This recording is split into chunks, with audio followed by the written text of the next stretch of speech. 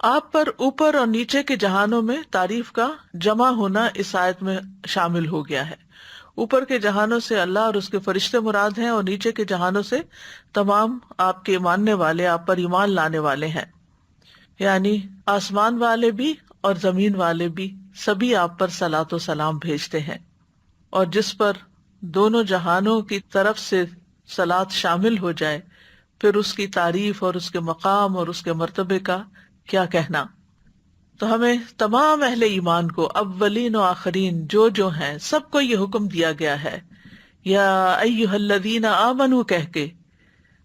کیونکہ جب یا ایھا الذین آمنوا کہہ کے پکارا جاتا ہے تو اس میں کوئی اہم کام بتایا جاتا ہے، اور اس میں صرف پکارا ہی نہیں جاتا بلکہ اس حکم پر عمل کرنے کی دعوت دی جاتی ہے۔ یہی وجہ ہے کہ ابن مسعود کہتے ہیں رضی اللہ عنہ کہ جب اللہ تعالیٰ یا ایھا الذین آمنوا فرمائے تو اپنے کان لگا دیں، پوری توجہ کریں اس بات کی طرف، کان لگا کر سنیں، یا تو وہ کوئی بھلائی کی بات ہوگی جس کا حکم دیا جا رہا ہوگا، یا کوئی شر ہوگا جس سے منع کیا جا رہا ہوگا۔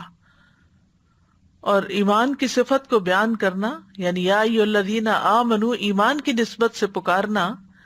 ایک حکم پر آمادہ کرنے کے ساتھ ساتھ اس بات کی بھی دلیل ہے کہ یہ حکم ایمان کے تقاضوں میں سے ہے،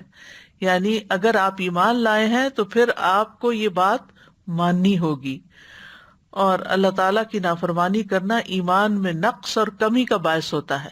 اور جب ایمان کی کمی ہوتی ہے تو پھر اطاعت بھی کم ہونے لگتی ہے۔ تو یا ایھا الذین آمنوا صلوا علیہ، یعنی اے ایمان والو، آپ کے لیے رحمت کی دعائیں کریں، آپ کی تعظیم کریں، آپ کے درجات کی بلندی کی دعائیں کریں۔ اور رسول اللہ صلی اللہ علیہ وسلم کی اوپر جو صلاۃ کی صفت ہے وہ سنت سے بھی ثابت ہے، اور یہ ہر وقت پڑھنا جائز ہے، اور بہت سے علماء نے نماز میں اس کو پڑھنا واجب قرار دیا ہے، یعنی اگر نماز میں درود شریف شامل نہ کیا تو نماز ادھوری رہ جائے گی، ناقص ہوگی، نماز ہی نہیں ہوگی۔